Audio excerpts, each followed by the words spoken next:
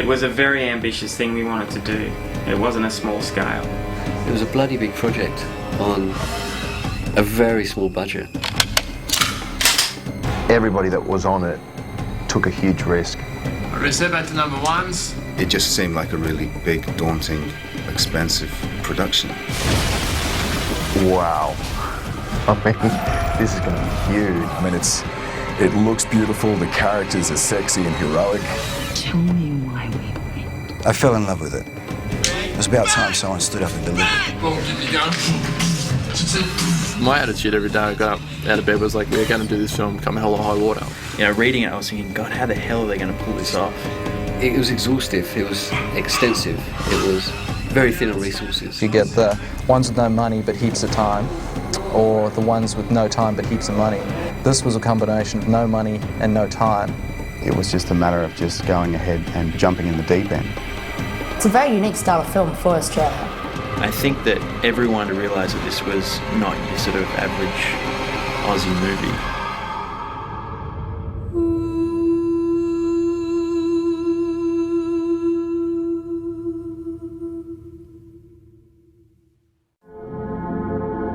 Tus trailers. Visita mi canal. Yeah, I originally saw Dwayne in a play called The Nothing Man, you know, and I was a big fan of his work straight away. He had this kind of intensity to his work that I didn't see in a lot of maybe actors that I was meeting at the time. And you know, we sort of talked for years about doing something, and I really wanted to take sort of my visual style and put it with something that he was doing. The sequel could kind of come out of it, because I think he approached his acting the kind of in the same method or the same kind of crazy way that I approach filmmaking, which was, you know, it is real. You know, we're not sort of, it's not a job, we're not sort of having to go at what we're doing here. This is real, you know, and for the whole life of the shoot, you know, to me Purgatory was very real. The end product was like an evolution of an idea that was sort of brought up sitting in his car out front of his place one night, and we were both struggling. Yeah, I think it was Boxing Day 2004, and we were sitting sort of in my room just having a chat about stuff, and you know, I kind of pitched to him this vibe of a very dark kind of anti-hero film, and something that kind of would be very independent and not sort of at that point attached to the studios, so we could do it kind of as dark and as violent as we wanted. You know, as the idea, I had so many characters and ideas sort of floating around in my head. You know, Matt Hilton Todd is my co-writer. We've sort of jammed on everything that we've ever done together. So Shane gave me a call and said the time has come to make the first feature film. So we'd already written a couple of feature scripts that were sitting in the vault, so we kind of had our technique of writing down pat. You know, I think for the second Matt came aboard the project, I kind of knew that it was a great choice, because, you know, Matty and I worked so well together, and it was just, we could just push and push and push, and the idea just seemed to flourish from there. The first few drafts of the script, the angels were actually the backstory, and they were taking over human bodies, and we didn't actually reveal that until the last couple of pages of the story. We were sort of looking at this way of doing it very, you know, Indian, and we were going to like try and look at locations we could sneak into at night, shoot, and sort of run away from them. We were looking at lighting up, you know, with things like car headlights and torches and all that sort of stuff. And you could almost wall that off, like black that off with something, and dress this as a room. And then the script evolved and it evolved and it evolved, and that's basically, I was sort of attached to this process. This is the book, and sort of I didn't highlight my lines because I'm not interested in learning the lines, and I don't want to get in any bad habits. So I really look at what's being said and what might be the clues in there, the subtext. And for the first half of this whole film's life cycle, it was going to be this thing that we did on weekends. It was going to be a thing that kind of, you know, never had any kind of, it only would have the little, you know, couple of $100 whatever we could sort of raise for it.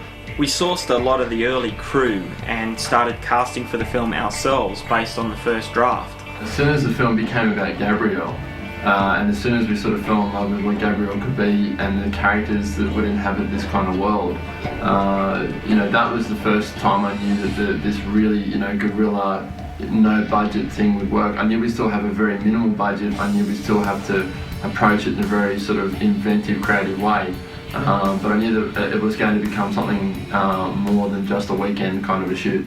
This is the table where we meet at Anna's place often and talk about the film. Anna was the first one to come aboard the film. I knew she liked the short films Matt and I had been making before that. So with that in mind, we kind of said, do you want to, work on this kind of weekend, indie sort of film? And she was, glad to come aboard and take that on. They did try to play down exactly how big this film was going to be. Shame on them. But I don't know, I took the project because I felt passionate about it, and we haven't really been given an opportunity to do a film like this in this country before, and no one was going to help us but ourselves, and no one was going to make it but us. So that's one of the reasons I decided to do it. It wasn't a hard sell for me at all. And how are you feeling about the shoot? Fantastic. Ask me in a month. From my hospital bed. Yeah, I think about the time James Vernon came aboard, the film had kind of found its, it was becoming, bigger than what it was originally intended. And James really sort of, James read the script and said, the concepts here are good, but it's not enough yet. Just because you're making a low budget film, there's actually less reason, because you're not going to be able to cover the script up with big effects and heaps of style, and you're going to have to actually have a really solid story with solid characters. So we actually went back and sort of really almost rewrote the whole script, from at that point. And that rewrite, focusing more on the backstory, more on Gabriel, is pretty much the film you see today. You talk as if I've already lost. And then as the film grew and sort of Screen Core became more involved, we got Christy Vernon on board as well, and she we really needed someone like Christy, because we kind of had a lot of enthusiasm and passion, and we kind of needed someone who maybe had worked in the industry a little bit more in a professional sense. I remember getting the first script and thinking, wow, this is big, and how are we going to do it? But then when the sixth draft came through, and I knew I was fully on board at that stage, and I remember reading the scene where the soup kitchen blew up and thinking, oh dear, probably not words like that, but how are we going to do this?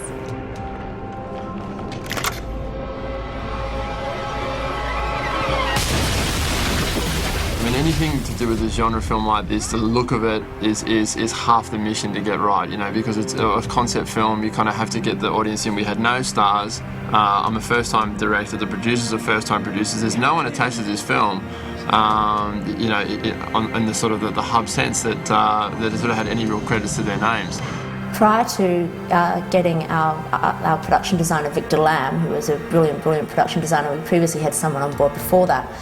And he was a very, very talented, and is a very talented production designer and art director. And when he looked at the budget, he freaked out a little and just said that the upfront budget that we wanted to shoot on wouldn't even cover art department, which didn't deter us at all, but did make us think, wow, we have taken on a very, very big project. And I remember saying to us that there's going to be someone out there who's as crazy as we are making this film, who's going to understand the way to do this. We knew we needed someone who was absolutely as crazy as we were, and that's when we met Victor Lamb.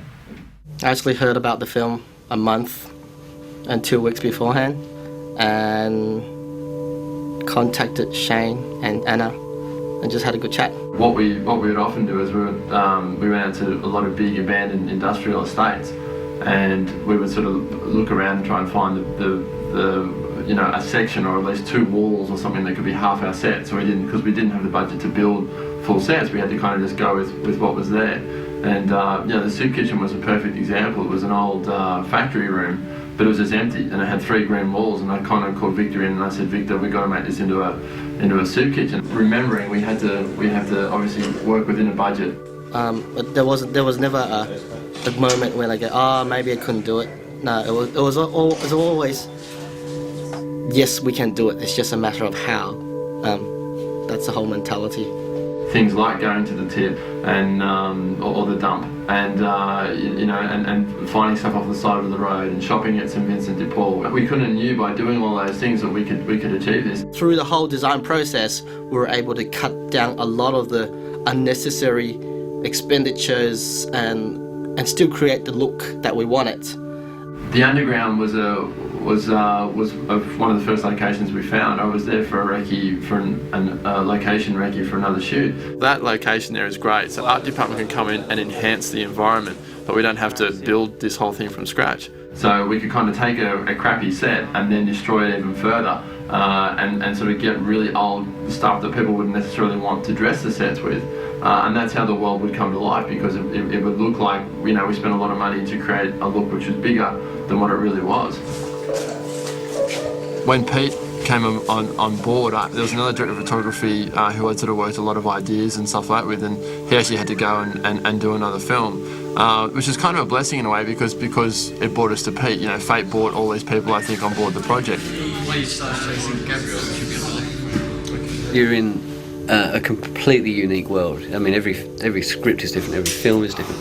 Certainly, I wanted to serve the script well by creating a visual style that complemented it, and I think we did that. And I think what we did was we actually went back to really old school kind of film noir techniques,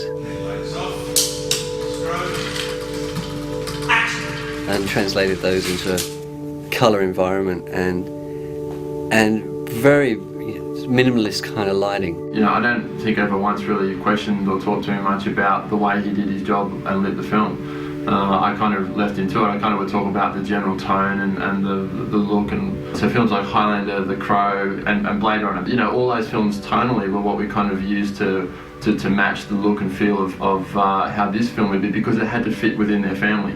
Well, I think one of the biggest issues for me, one of the biggest fears, was actually not having a crew, because there was an awful lot of night shoots in the rain, and if there's no one there to put the lights up, or to move the dolly, or to operate the Steadicam, or to pull the focus, then there's no film. I think that was my fear. He's very kind of humble kind of a guy, and I'm very, I talk a million miles an hour, and sometimes it's even hard to understand what I say, and I'd walk on set and like go crazy and point, and we're going to do this, and the camera's going to move here, and I'd go at a million miles an hour, but he'd always understand, and the first few days I had to get used to it, because I'd look at him after going crazy, and this is what we're going to do, and that, and Peter just, like, because his English background, just nodding, very good, and he like just tinkle off, and then the lights would go up, and everything would kind of work. So let's just walk through the shot. He doesn't know how many times, like how much he brought to the film. I don't think he'll ever know how much he probably brought to the film. When it started getting closer to things going, then it started heating up a bit, and people started questioning who's going to do what role. Shane and Anna had already done some preliminary casting, and I could see they were struggling to get people to take notice of them. It was a difficult process, actually, calling all the agents and not getting the response you wanted, or access to actors that you wanted. And so I figured that maybe Faith Martin would add credibility to our plight in getting decent actors. And so James and I spoke to Faith, and she was quite happy to help out, which then brought on board the top agents, which then brought on board the credibility which allowed us to get them to come to the auditions. And so there come a point where I had to go in with Faith Martin and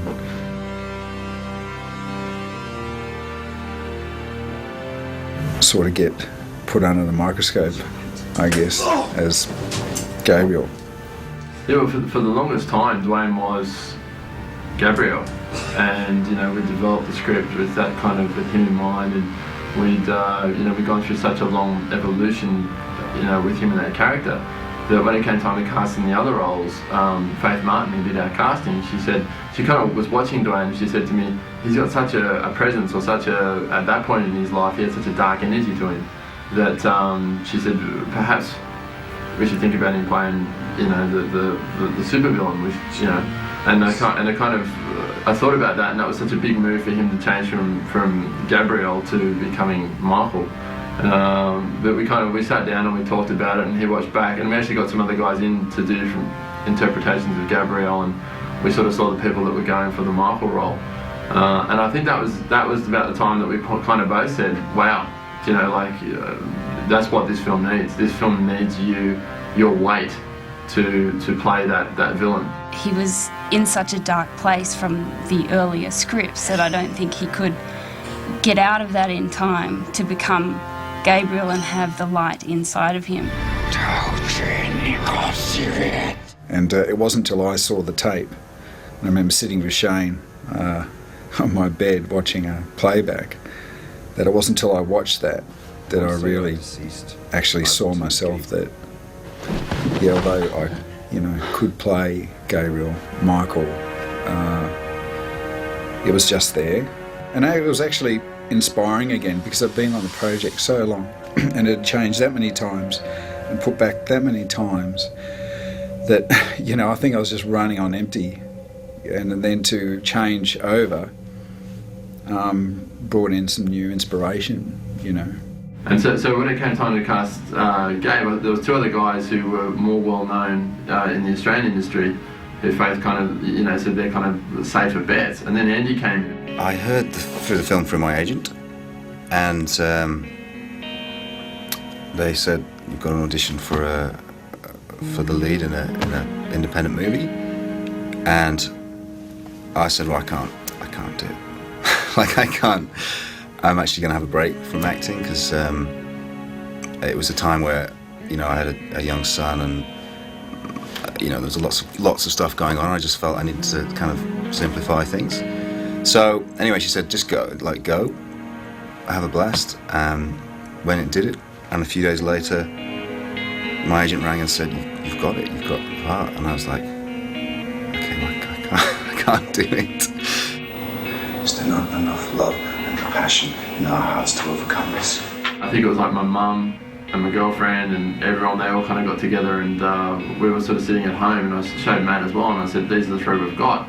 And when Andy came up on the screen, I think it was sort of safe to say any female that saw him loved him and really thought he had a great presence. He actually reminded me, you know, of a lot of the kind of more international, I guess you'd say, stars that you know, I'm familiar with. I think I'm hungry.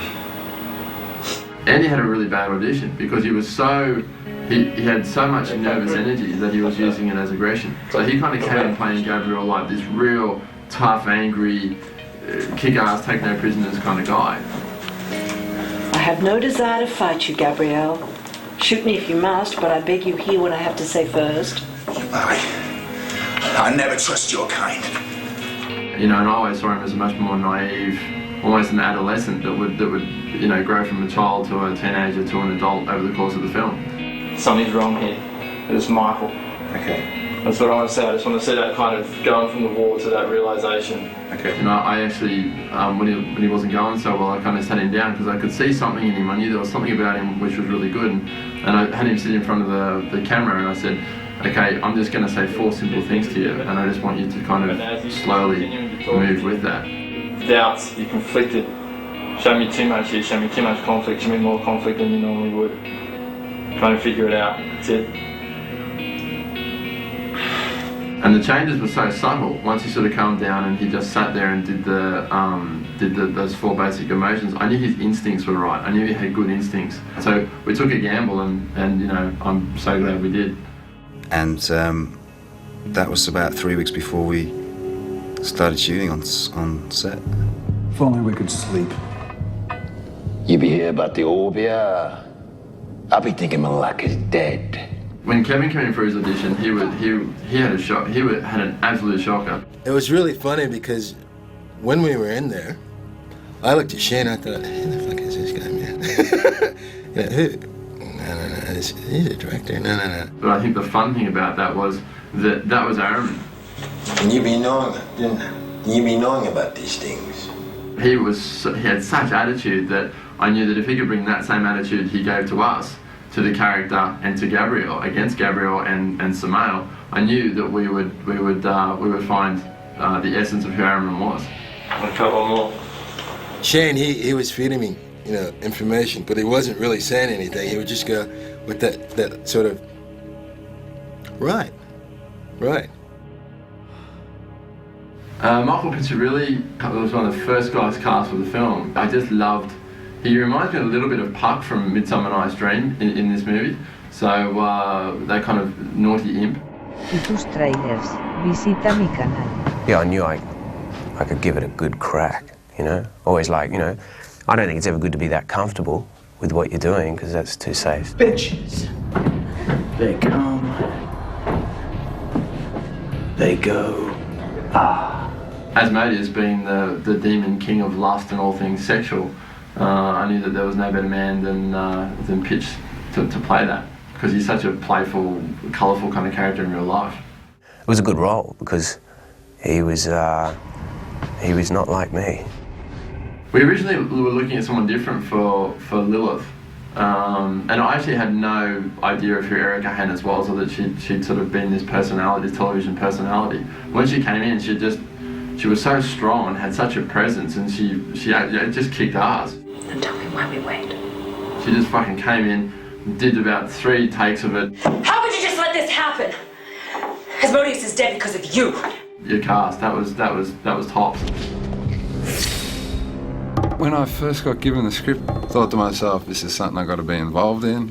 And the way I am, I went up to Shane in the beginning and went, look, give me the big bad guy. I want to play the big bad guy. He goes, no, sorry, it's already been taken. You know, oh, okay. At that point, Moloch was a smaller character, but I really still wanted him to be part of it. And once I cast Goran, and I saw the intensity and what he, in the small time he had, what he wanted to bring to that character. When it came time to do pickups, I wrote more and made the big knife fight with Kyle, and we made it a lot the character as big as we could, given the fact that he's the intro kind of bad guy. You looking for someone? I'm happy to get somebody like Moloch, who is,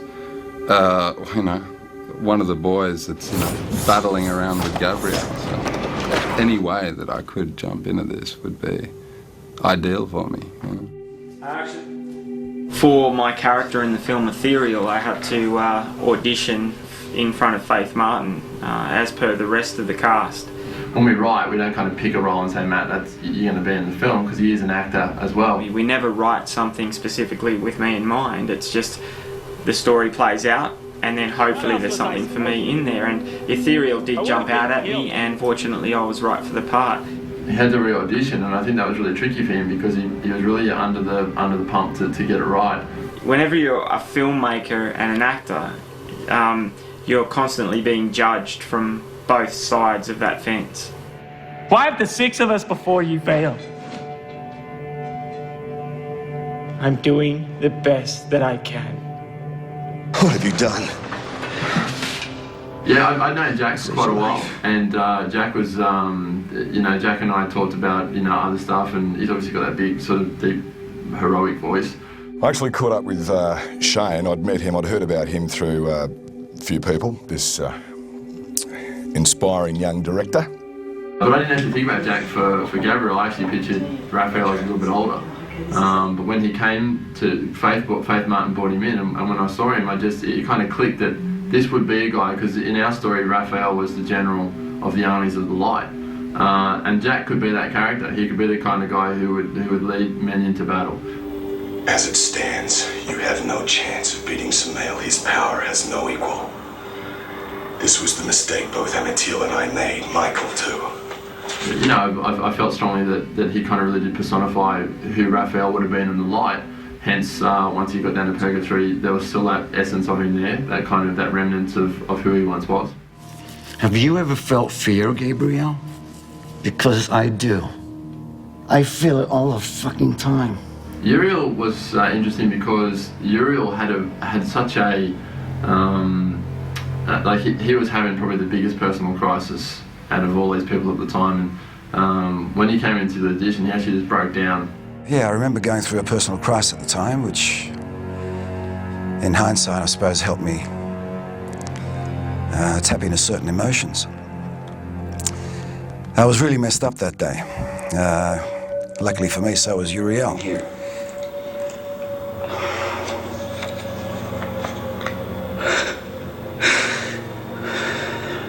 With no goddamn voices or feelings, Gil.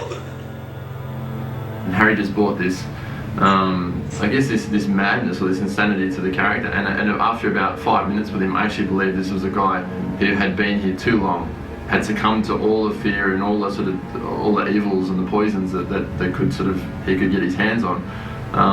And someone who ultimately was like a failed character, someone who'd spent too long on that bus, you know.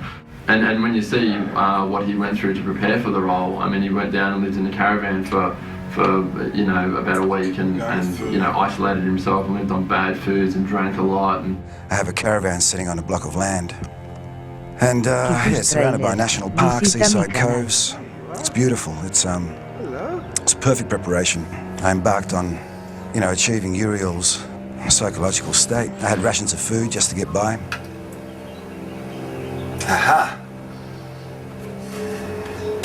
That's what happens when your fridge doesn't work. Basically, I became a recluse. I embraced that kind of method, or that real everyone staying in character, everyone, you know, being the character. She's not your concern. And Brendan's really interesting. He's like Val, who played Belial. They both kind of, you know, they came in and they had smaller parts. And I said to Brendan especially, I said, like, if you make this real, people remember this scene. People remember this character if you can make this scene sort of real. What he wanted was, like you go and see a movie and there's certain characters in there that you remember. And that's how he saw that scene, was this Bellin character was meant to, was the type of character that he wanted, I suppose, people to remember as being particularly evil and to symbolise the much darker side of what was going on. And I remember talking to him about all the kind of most debaucherous, messed up kind of shit I could. And you know, and I said, you have to want to do that in this scene. I don't want you to come in and fucking play, act and pretend that, you know, you want to do this thing. I want you to come in with full-blown intent. I need you in your head thinking about what you're going to do to Amethyl or Jade. And you need to believe it with the absolute core of your soul. So you see, Jade, we're both going to enjoy the pleasure of your fine company, whether you like it or not. And I gave him some music. One of my favourite bands is Pantera, which to me is like music I relax to. Which is pretty heavy sort of music, not the sort of stuff I normally listen to. So on the day I actually left home, said goodbye to the wife and kids, and kisses, cuddles, high fives, got in the car and put this CD on and then listened to that all the way in. So a lot of people screaming and shouting and talking about nasty things. So I was able to, I suppose, shut off for when I got on set. I knew for him, who listened to John Denver and sort of softer music, I knew that this would work in his favour. So I gave him about 4 tracks of Pantera and told him to sort of embrace the words and the thing in the way he would. And if anything, I think I focused on what Bellin wouldn't do as opposed to what he would do. Because for me, I suppose as a person, I've got certain characteristics and things that I had to shut down in order to, I suppose, come across, or try to come across as being somebody who was particularly evil. Don't be driven by hate. You don't know what's going on.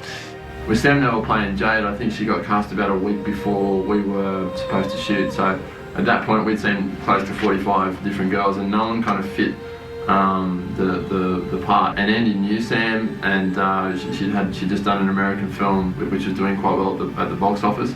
So yeah, we cast her, and her and Andy had a great sort of chemistry, and she brought with her a lot more. She had a lot more industry experience. She's a kind of consummate professional, Sam is. So I think she also helped Andy because Andy was quite new to this kind of a thing. So I think the two of them worked well together.